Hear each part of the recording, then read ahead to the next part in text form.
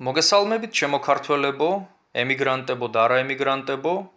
დღეს გესაუბრებით იმის შესახებ, თუ როგორ სპეკულირებს ქართული ოცნება მასონობის თემით, მაშინ როცა თავად წარმოადგენს მასონობის ნაწილს და აგრეთვე იმ ადამიანებზეც გესაუბრებით, რომლებიც თითქოს და ებრძვიან ქართულ ოცნებას, მაგრამ თავიანთი მოქმედებებით ყოვლად ეთანხმებიან მის იდეოლოგიურ თანამზრახველებს.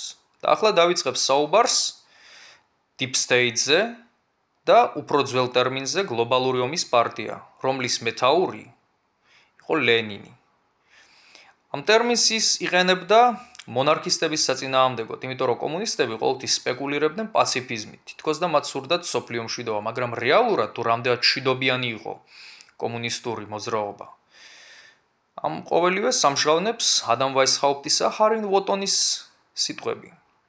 ადამ ვაისჰაუპტი იყო კომუნიზმის იდეის რეალური შემქმნელი და კარლ მარქსმა და ფრიდრიხ ენგელსმა უბრალოდ გაავრცელეს ეს იდეა ლენინისა და სტალინის მსგავსად და გლობალურად მოფინეს კაცობრიობას, მაგრამ ვინ იყო ადამ ვაისჰაუპტი? ის იყო ილუმინატთა ორდენის დამაარსებელი. ეს ორდენი არის მასონობის მმართველი ორდენი, როგორც ამის შესახებ ყვებოდა ჯონ ტოდი, მასონური უმაღლესი ქურუმი.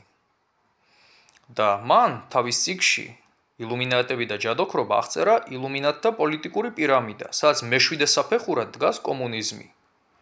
მეექვსეზე კი დიდი აღმოსავლეთი. ეს იმას ცხადყოფს, რომ კომუნისტები, რომლებიც ვითომ ებრძოდნენ მასონობას, თავად იყვნენ მასონები, უბრალოდ მოსახლეობაში ცდილობდნენ, რომ შეენარჩუნებინათ რეიტინგი და სახე. იგივეს თქმა შეიძლება ჰიტლერის შესახებაც. ის თავად იყო მასონი, თუმცა თითქოს და ერკინებოდა მასონებს. ახლა კი შევეხოთ ჰარი ვოტონის სიტყვებს. რა არის კომუნიზმი? კომუნიზმის სული იუდაიზმის სულია და ისევე როგორც ოქტომბრის რევოლუციაში იყო იუდაიზმის ტრიუმფი, ისევე ფაშიზმშიც იქნება იუდაიზმის ტრიუმფი, თქვა მან. რუსეთის რევოლუცია, რა საკვირველია, იმისთვის არ დაუფინანსებიათ როტშილდებს, რომ ხალხი გაეთავისუფლებინათ.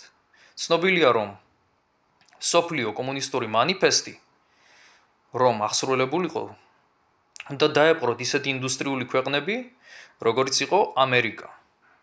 თუმცა ეს ვერ შეძლეს, იმიტომ რომ იქ მოსახლეობა არის მეტად თავისუფალი, მაგრამ ნაწილობრივ ეს მოახერხეს ფედერალური რეზერვების შექმნით, რაც არის ცენტრალური ბანკი და რაც კომუნიზმის მთავარ დოქტრინას ხორცს ასხმავს.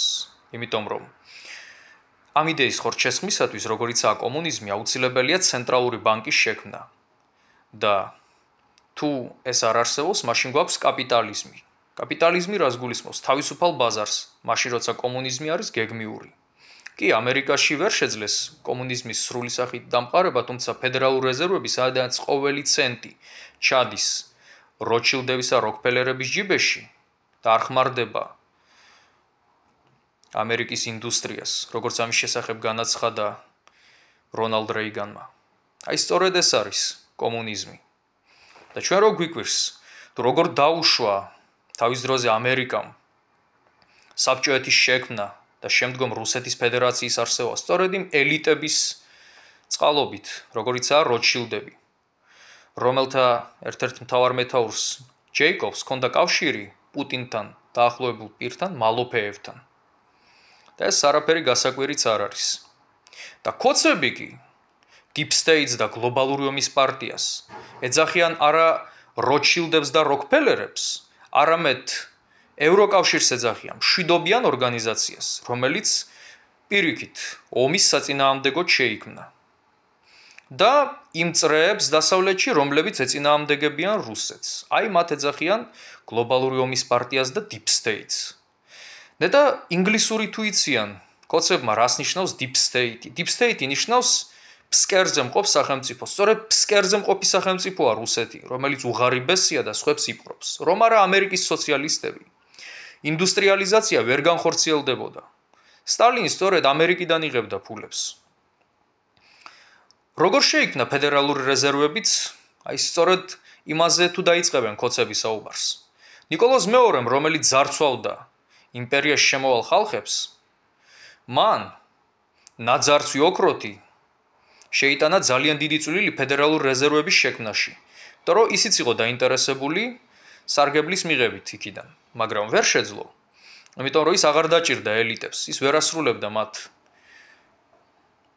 მისიას და ის ჩამოაგდეს, თუმცა არ მოუკლავთ. როგორც ცნობილი გახდა მოგვიანებით, დახოცეს ორეულები. მაგრამ რაც შეეხება ახლა კომუნისტებს, როგორ სპეკულირებდნენ კომუნისტები მშვიდობის თემით. რატომ ვსაუბრობ ამ ყველაფერზე? ამ ყველაფერს რატომ მიმოვიხილავ? იმიტომ რომ უფრო სიღრმისეულად ჩავწვდეთ, ვინ არის ქოცების სულიერი ხელმძღვანელი და როგორ დაღავს ის სხვებს იმ დაღით, რასაც თავად წარმოადგენს. ეს გებელსის პროპაგანდაა, მიაწერე შენს ოპონენტს ის, რაც თავად ხარ და რაც შენ გახასიათებს. ახლა კიდევ უმთავრესად ეგრეთ წოდებული გლობალური ომის პარტია, რომელმა ევროპულმა სახელმწიფომ წამოიწყო ისეთი გლობალური ომები, როგორიც, დაუშვათ, რუსეთს არ წამოუწყია. გერმანიას თუ ავიღებთ, ვისთან ერთად იყოფდა გერმანია მსოფლიოს, მეორე მსოფლიო ომის დროს სტალინთან ერთად, მოლოტოვ-რიბენტროპის პაქტით. და ვინ აფინანსებდა ჰიტლერს, ხო ვერ მეტყვიან ქოცები? კი, მას აფინანსებდა სტალინი. ნაწილი კიდევ ფულებისა საიდან ექნებოდა ჰიტლერს? ხომ გასაგებია, თუ რა საიდუმლო ხელი უფარველებდა მას. მასონებს გააჩნიათ თავიანთი ქსელები, მაგრამ უმთავრესად მასონობის ტრიუმფი მაინც იყო საბჭოთა სახელმწიფოს შექმნა. და ილუმინატთა ორდენი, რომელიც ალბერტ პაიკმა განავითარა, ეს იყო ამერიკაში მცხოვრები მასონი. მას ვეკუთვნის სამი მსოფლიო ომის გეგმა. და ეს იყო სოციალისტური ხაზიდან. რას წერდა ის? იმისათვის, რომ მოხდეს მასონობის მსოფლიო ტრიუმფი, საჭიროა სამი მსოფლიო ომი. აქედან მესამეში განადგურდება მუსლიმური სამყარო. შემდეგ ჩვენ მოვახდენთ ისეთ გლობალურ სოციალურ ძვრებს, რომლებიც ყველას დაანახებს ურწმუნოების დამღუპველობას. ამის შემდეგ კი რევოლუციური უმცირესობა განადგურდება, ხოლო ქრისტიანობაში იმედგაცრუებული უმრავლესობა ჩვენგან მიიღებს ლუციფერის ჭეშმარიტ სინათლეს. ციტატის დასასრული. რას წერდა კიდევ ალბერტ პაიკი, ეს ლუციფერიანელი? ის წერდა იმის შესახებ, რომ ვატიკანში უნდა ჩანერგილიყო აგენტები და ეკლესია კათოლიკური ემართათ. რომელი სახელმწიფო იქცეოდა მსგავსად, ხო ვერავინ შემახსენებს. რასაკვირველია, საბჭოეთი. საბჭოეთი ნერგავდა ეკლესიაში ჩეკას აგენტებს. და ეს იგივე ხაზს მიყვებოდა. სხვა შორის, ნიკოდიმ როტოვი, რომელიც უნდა ჩაენერგათ ვატიკანში. და ეს ჰომოსექსუალი წითელი სამღვდელოება. ისევე როგორც სტალინის გეი აგენტთა ჯგუფი, სტალინის მიმინოები. ეს ერთი პროგრამაა. მაგრამ რისთვის ინერგებოდა საბჭოეთის მიერ ყველგან აგენტები? საბჭოეთს სურდა მთელ მსოფლიოში გავრცელება კომუნიზმის. ომით, აჯანყებებით, დივერსანტებით. საქართველოს ოკუპაციაც ხო სწორედ ასე მოახერხეს, დივერსანტებით და მერე არმიის შემოსვლით. იგივე საკეთებს დღეს ქართული ოცნება. კიდევ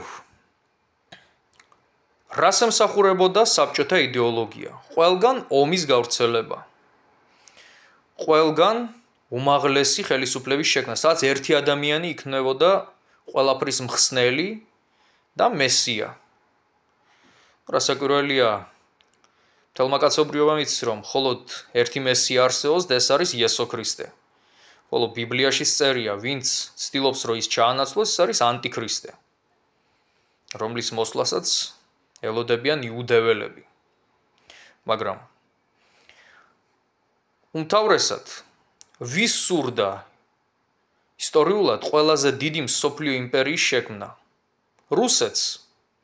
ინგლისს, რომელიც ასევე ეწეოდა კოლონიალიზმს და საერთოდ ევროპას შეცდა თავის დროზე რომ კოლონიალიზმი დაუშვა. როდესაც ის თავად გაისვარა კოლონიალიზმში, ის მერე ვეღარაფერს ვეღარ ეუბნებოდა რუსეთს.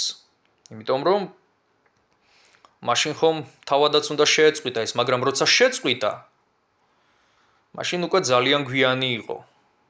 ერთა ლიგა, გაერო, ეს ყველაფერი ფორმალობა იყო. იმიტომ რომ მაშინ ყველა ერები უნდა ეცნოთ, ვისაც ჭეშმარიტად ეკუთვნოდა დამოუკიდებლობა, მაგრამ რა ესაქმებოდა რუსეთს გაეროში? საბჭოთა რუსეთს. ის ხომ ჰიტლერთან ერთად იყოფდა მსოფლიოს. რატომ არ გაანადგურეს ამერიკელებმა თავის დროზე საბჭოეთიც? რა გაუჭირდებოდათ საბჭოეთის გარეშე ბრძოლა ჰიტლერის წინააღმდეგ? ინგლისმა და ამერიკამ შეძლეს იაპონიის და იტალიისგან ნეიტრალება. და საბჭოეთი მხოლოდ ხელს უშლიდათ ამ ომში. იმიტომ რომ როგორც იტყვიან, ფეხებში ებლანდებოდა მოკავშირეებს. არ იყო საბჭოთა არმია ძლიერი, რომ არა ლენდ-ლიზი ის ვერ გაიმარჯვებდა, მაგრამ რატომ დაუშვეს საერთოდ მეორე მსოფლიო ომი?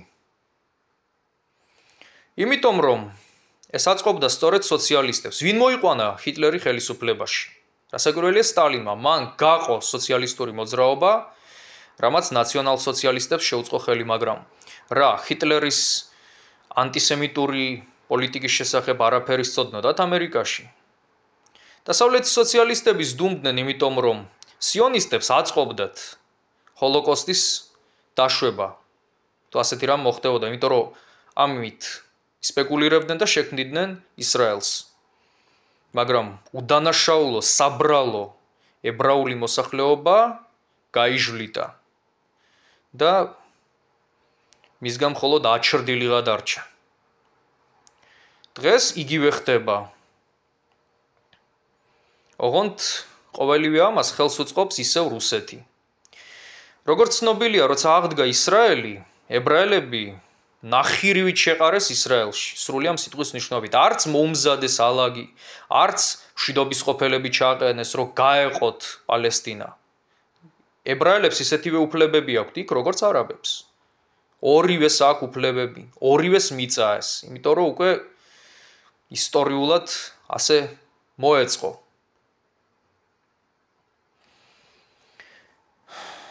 და ქანაანელები, რომლებიც იქ არსებობდნენ და მერე უკვე არაბულ ტომებს შეერია, ნაწილი კი სხვა ახლო აღმოსავლეთურ ტომებს, ისინი განსახლდნენ იმ მიწებზე ებრაელებთან ერთად, როგორი შეტაკებებიც არ უნდა ყოფილიყო. ბიბლიაში გვაქვს ჩვენ ეს ინფორმაცია, მაგრამ ბიბლიის მიხედვით რასაკვირველია კომუნისტები არ მსჯელობენ. მათ შეყარეს ებრაელები ცარიელ მიწებზე და შეუშვირეს იმ არაბებს, რომლებსაც არ სურდათ მათი მიღება.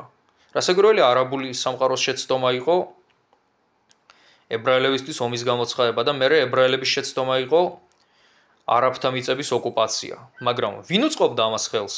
რასაკვირველია საბჭოეთი. ვინ შექმნა ჰამასი? რასაკვირველია ის შეიქმნა სუკის, იგივე კგბ-ს ფულით. ვინ აფინანსებდა პალესტინელ ტერორისტებს? რასაკვირველია საბჭოეთი. არა იმიტომ რომ მას აინტერესებდა პალესტინელების კეთილდღეობა. რამ აქცია პალესტინელები ტერორისტებად? რასაკვირველია ტერორიზმი გაუმართლებელია, მაგრამ ვინ აქცია ისინი? რასაკვირველია სიონისტებმა. და რასაც ხელს უწყობდა ასევე საბჭოელები, რომლებიც სპეკულირებდნენ ამ თემით, ვიმეორებ. და რისთვის? რუსეთს ყოველთვის ჰქონდა გეგმად, აი აქეთკენ მიმყავს საუბარი, გამმეორდები. რუსეთის გეოპოლიტიკური ამბიციები მინდა ვახსენო, რომელიც სხვებს უწოდებს გლობალური ომის პარტიას და თავის თავს მშვიდობის ყოველს. ჯერ კიდევ მეფის რუსეთის დროს ჰქონდა რუსეთს სურვილი რომ დაეპყრო პალესტინა. ამის შესახებ წერდა ხარკოვის მიტროპოლიტი ანტონი ხრაპოვეცკი. პირველი მსოფლიო ომის შედეგი იძლევა საშუალებას, რომ რუსეთი დაეუფლოს სირიას და პალესტინას. ის უნდა ფლობდეს მიწებს სამხრეთ კავკასიიდან სირიამდე, პალესტინამდე, დამასკომდე და იაფამდე. თუ ეს მოხდება, შინ ადგილობრივი თურქული მოსახლეობა უნდა გადასახლდეს თავის უძველეს მცირე აზიის მიწაზე, ხოლო იქ უნდა დასახლდეს რუსი ხალხი. და იქ უნდა განვითარდეს რუსული ვაჭრობა, რუსული ენა, რუსული კულტურა, წერდა ხრაპოვეცკი. ეს არის მისი ციტატის ინტერპრეტირება. მაგრამ უკვე ჩანს თუ რა მიზნები ჰქონდა რუსეთს და ეს იწერებოდა ჯერ კიდევ რევოლუციამდე, როცა რუსეთის არმია სტამბოლზე გეგმავდა შეტევას. სტალინს არაფერი შეუცვლია. ის ასევე ცდილობდა, რომ ხელში ჩაეგდო ახლო აღმოსავლეთი, ჯერ სურდა მართლმადიდებელი იერარქების გადაბირება და მერვეკრების მოწყობა მოსკოვში, მაგრამ არ გამოუვიდა. შემდეგ კი უკვე სხვადასხვა ომებით მოახერხეს. თითქოს და თავიდან ისრაელს უჭერდნენ მხარს, მერე კი პალესტინის მხარე დაიჭირეს. არა იმიტომ, რომ პალესტინელ ხალხს უჭერენ მხარს. როგორც დღეს პუტინი ცდილობს ჩაითრიოს მაჰმუდ აბასი, რომლის შეცდომა ის არის, რომ ის ერდოღანთან კი არ მიდის, არამედ პუტინთან მიდის, რომელიც ცალი ხელით ნეთანიაჰუს ემეგობრება. და ახლა კი მინდა მივმართო ქოცებს. ქოცებო, თქვენ ხან ნეთანიაჰუსგან ყიდულობ დამსმენ პროგრამებს. ხან ჰამასს ემეგობრებით, ბოლო-ბოლო უკვე ვისკენ ხართ ვერ მივხვდი. და თქვენც, ზოგიერთი აქტივისტები, რო ამართლებთ პალესტინელების გენოციდს, ამავე დროს უკრაინას უჭერთ ხარს, მეც უჭერ უკრაინას ხარს, მაგრამ ისრაელს როგორ დაუჭირო მხარი, რომელიც რუსეთის მსგავსად ისევე ანადგურებს პალესტინელებს, როგორც რუსეთი ანადგურებს უკრაინელებს. ეს ხო სიგიჟია. ახლა ვესეუს და ჰამას მე ვერ შევადარებ, ეს ხო მარაზმია, მაგრამ ყველა პალესტინელი ხო არ არის ტერორისტი. პალესტინელები იბრძვიან იმისთვის, რომ სახელმწიფო დაიბრუნონ. ნებისმიერი აიღებდა იარაღს, როდესაც შენი მიწები ოკუპირებულია, მაგრამ ეს ვერ გაამართლებს ჰამას. მე არ ვიძახი, რომ ჰამასი არის წინააღმდეგობის მოძრაობა, ტერორისტული ორგანიზაცია, რომელიც სპეკულირებს წინააღმდეგობის მოძრაობით. ისე როგორც ჩვენთან იყო მხედრიონი. მაგრამ განსხვავებით არაბებისგან ჩვენ არ გვქცეულვართ ტერორისტებად და არ ავყოლილვართ მხედრიონს. ჩვენ მიწებს ვათავისუფლებდით სამხედრო ეთიკის დაცვით. და ჩვენ მიწებს ბოლომდე დავიცავთ. მაგრამ ეს ყველაფერი რატომ ჩამოვთვალე? სოფლიოში რამდენი ომიც მიმდინარეობდა, ყველგან რუსული ხელი რატო იგრძნობა? პირველ მსოფლიო ომშიც, მაგალითად, რატომ დაიწყო პირველი მსოფლიო ომი? სარაევოს გასროლით. ვინ უწყობდა სერბულ ორგანიზაცია შავ ხელს? ვინ უწყობდა ხელს? ვინ უწყობდა სერბეთს ხელს? რასაკვირველია რუსეთი. გერმანიასთან ერთად მანაც გააჩაღა პირველი მსოფლიო ომი, მას სლავთა მიწების დაპყრობა სურდა. სლავთა მიწების. და ილია ჭავჭავაძეც წერდა თავის დროზე ამის შესახებ. ის მართალია 1907 წელს მოკლეს, მაგრამ მან იცოდა რუსეთი რას გააკეთებდა. და ეს ამონარიდია მისი ერთ-ერთ სტატიიდან, რასაც გეტყვით ახლა. რუსეთს ჯერ კიდევ არ დაუბინავებია სლავი ხალხები, წერდა ილია ჭავჭავაძე. მან ფაქტიურად გათქვა რუსების გეგმა. ოღონდ მიკვირს ცენზურამ როგორ არ გააუქმა ეს სიტყვები. იქ პირდაპირ იყო აღწერილი, რომ რუსეთს სურდა სლავების დაპყრობა და სლავთა მემკვიდრეობის ხელში ჩაგდება. უგროფინელი რუსები ყოველთვის ეკაჩებოდნენ სლავთა მიწებს. მერე მთელ ევროპაზე ებატონათ. და ამის შემდეგ კიდევ რუსეთი მშვიდობის ყოფილია? ახლა მესამე მსოფლიო ომი, რომელიც უკვე აშკარად მიმდინარეობს. კიდევ ცოტა დარჩა მთელი მსოფლიო ჩაერთვება ამაში. ვინ შექმნა ალაგი და ბალავარი მესამე მსოფლიო ომისთვის? ვინ უწყობდა ხელს კადაფის, ასადს? აგრეთვე ვინ უწყობდა ხელს იანუკოვიჩს? ვინ უწყობდა ხელს ჰამას, კიმ ჩენ ინს, სი ძინპინს თავის დროზე? იმ ყველა აგრესიაში, რასაც ისინი ახორციელებენ და ჩინეთ-ტაივანის ომი რომ მალე მოხდება, ამაში ორი აზრი არ არსებობს. ისინი აუცილებლად გაიმართება ეს შეტაკებები, ოღონდ ეს დროის საკითხია. თავის დროზე სხვათა შორის ჩინეთს ფეხზე დადგომაში დახმარების ხელი გამოუწოდეს საბჭოთა და ამერიკელმა სოციალისტებმა. და ერთადერთი საყვედური, რომელიც ამერიკას ეკუთვნის, არის ის, რომ მან სოციალისტური მოძრაობა არ გაანადგურა. სწორედ სოციალისტებმა დააყენეს ფეხზე ის წითელი ურჩხული, რომლის სახელიცაა საბჭოეთი. საგრეა თავიანთი მიზნებისთვის, მაგრამ ბოლოს ეს როგორ შემოუტრიალდათ. რამდენი ამერიკელი ჯარისკაცი დაიღუპა, ტყუილ უბრალოდ რო იტყვიან. რატომ ტყუილ უბრალოდ? იმიტომ რომ მეორე ფაშიზმის სახელწოდებით რაშიზმი დღემდე დამარცხებული არ არის და სამ ის არ დამარცხდება, ამერიკელების მსხვერპლი არის ტყუილ უბრალოდ. დანარჩენი ცხელი წერტილები, სადაც ამერიკა იბრძოდა ჰუსეინის წინააღმდეგ და აგრეთვე სხვა ახლო აღმოსავლეთის წერტილებში. სულ ტყუილ უბრალოდ ჩაითვლება ეს მსხვერპლი, თუ არ განადგურდება ამ ყოველივეს მხარდამჭერი მოსკოვი. იმიტომ რომ ერთ ძალას ჩაახშობ, მეორე აღმოცენდება. ვინ შექმნა ისლამური სახელმწიფო? რასაკვირველია მოსკოვმა. რატომ? იმიტომ რომ დაეპირისპირებინა ამერიკისათვის ახლო აღმოსავლეთში ახალი ძალა ჰუსეინის დამხობის შემდეგ. ვინ მოკლა სადამ ჰუსეინისათვის სასიკვდილო განაჩენის გამომტანი მოსამართლე? რასაკვირველია ისლამურმა სახელმწიფომ, იგივე დაიშმა. დაიში არ ემსახურება მუსლიმების გათავისუფლებას. იმიტომ რომ თვით ჰამასიც კი ემტერება მას. დაიშისათვის არ არსებობს საზღვარი. თუმცა იდეოლოგიაც ნაციზმის მსგავსი აქვს. ყველაფრის განადგურება, რაც მისი აზრით უცხოა, მარტო ერთი იდეოლოგიის ხალხთა აღზევება, რასაკვირველია თუ ნაციზმში გერმანელები ბატონობენ, დაიშში, იგივე ისლამურ სახელმწიფოში ბატონობენ არაბები. და რუსულ ფაშიზმში ვინ ბატონობს? რუსები. მათთვის ყველაფერი უცხოა, რაც არ ეკუთვნის რუსულს. რატო ათეთრებენ ჩვენ ტაძრებს აფხაზეთში? იმიტომ რომ ჩვენ არ ვართ რუსები. ჯერ თავიანთ მოძმე უგროფინელერებს როგორ ექცეოდნენ, გავიხსენოთ. ფინელებს, უდმურტებს, ისინი ყველა დააბეჭავეს თავის დროზე, უბრალოდ ფინელებმა მოახერხა გაქცევა და ესტონელებმა, რომლებიც უგროფინები არიან ასევე, თუმცა ბალტიზირებული, ისინი ბალტიკაში ცხოვრობენ.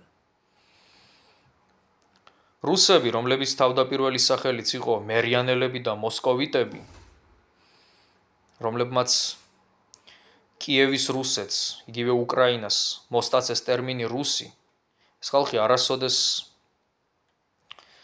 არ იქნება მშვიდობის ყოფილი და შვიდობის მოყვარე. უკრაინელებმა რუსებს მისცეს ყველაფერი, განათლება, მეცნიერება და ბოლოს როგორ გადაუხადეს რუსებმა, გაანადგურეს უკრაინა ჯერ კიდევ მეფის დროს. და აკრაინად მოიხსენეს, მაშინ როცა კრაინა განაპირა მხარეს კი არ ნიშნავს სლავურ ენაზე, არამედ ნიშნავს სახელმწიფოს. სერბულადაც კრაინა ნიშნავს სახელმწიფოს და არა განაპირა მხარეს. იგივე მოელის საქართველოს თუ რუსებს შეუერთდება. იგივე მოელის. უკანა ეზოდ ვიქეცით უკვე იმპერიის, სიბინძურეში ჩავეფლეთ. ხალხმა დაივიწყა რუსების ხელში სიხარული. ზოგს რო უყურებ, ჰიგიენა დაავიწყდა. ქალაქები ნაგავსაყრელებს ემსგავსება, სოფლებს. სოფლები კიდევ წუმპეს.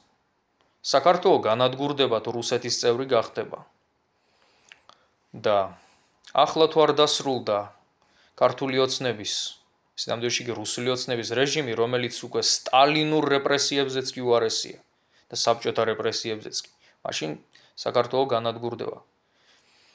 ასეთი რაღაცა ნაცისტურ გერმანიაში და საბჭოეთში თუ იყო, თორე ანალოგი არ აქვს ამ ბოროტებას და როგორც დაამთავრეს მესამე რაიხმა და საბჭოეთმა, იგივე მოელის რუსეთის ფედერაციასაც, მაგრამ ამისათვის მენტალურად უნდა შეიგნო, რომ არ ამოუდგე ამ რეჟიმს და მის გაგრძელებებს. დღეს ბოროტება არა მარტო რუსეთშია, არამედ ჩინეთშიც, ირანშიც, ისრაელის დიქტატურაშიც. მე არ გულისხმობ ისრაელის ოპოზიციას.